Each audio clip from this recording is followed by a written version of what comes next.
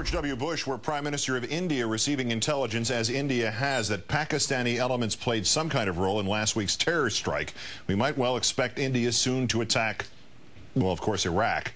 But in our third story tonight, India instead is understandably focused on Pakistan and has in its diplomatic arsenal the precedent of the Bush Doctrine, the claim that nations, at least those run by Mr. Bush, have the right to attack countries that might pose a threat, leaving Barack Obama and us to ask the question we will ask nightly until the inauguration: what do we do now?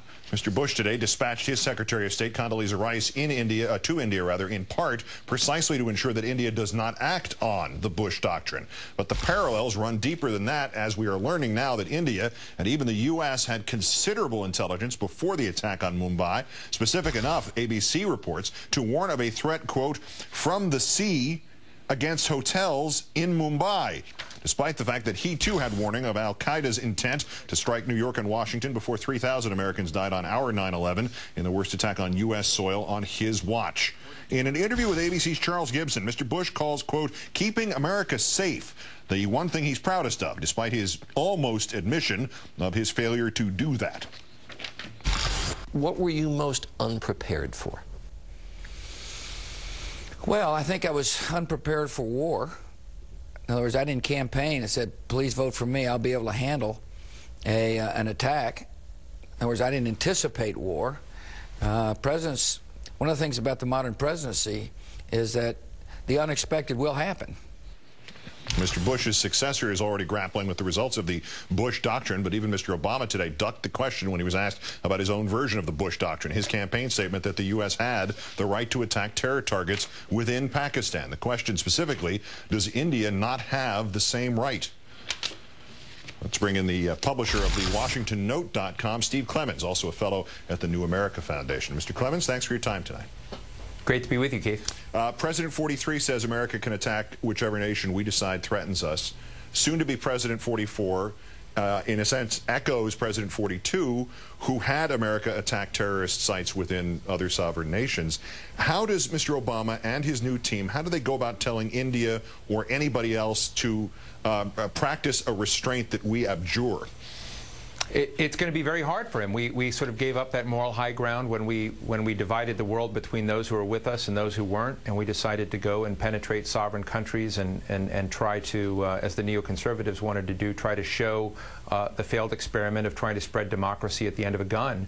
I think that in 2002 we came very close to a nuclear exchange between Pakistan and India, and then Deputy Secretary of State Richard Armitage really earned his pay by stopping that.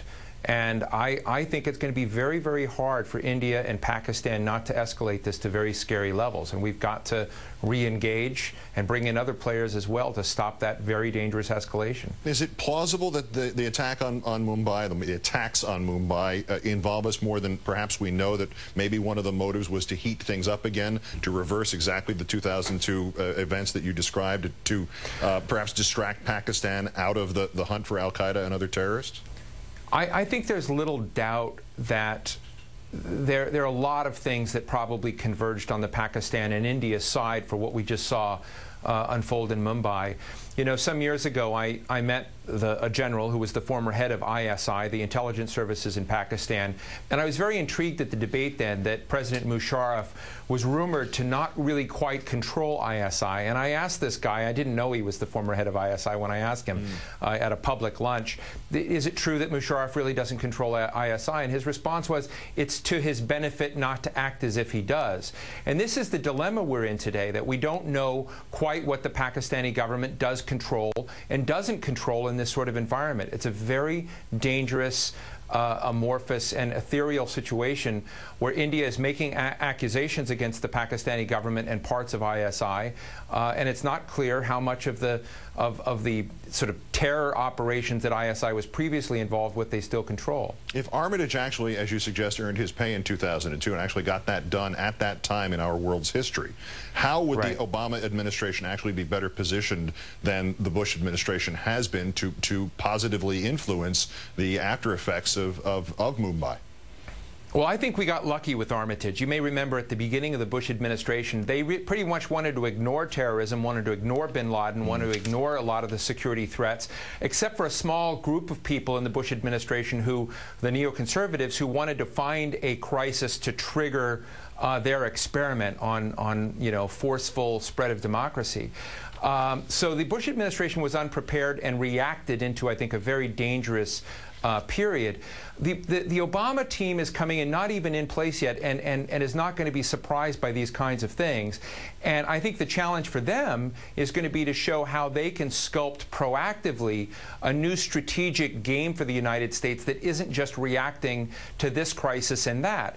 Joe Biden was right. We're going to have other nations, other terrorist groups, other friends of ours, allies, who doubt the United States so much that they're going to contrive crises that try to push the Obama administration to show what it cares about and what it doesn't in its reactions. And I think it's going to be very, very important for this new team that he's bringing together and the president himself not to overreact or to make reactions to these crises the way in which he defines his national security strategy. Steve Clemons, author of the foreign policy blog, thewashingtonnote.com. Great thanks for your time tonight, sir. Thank you.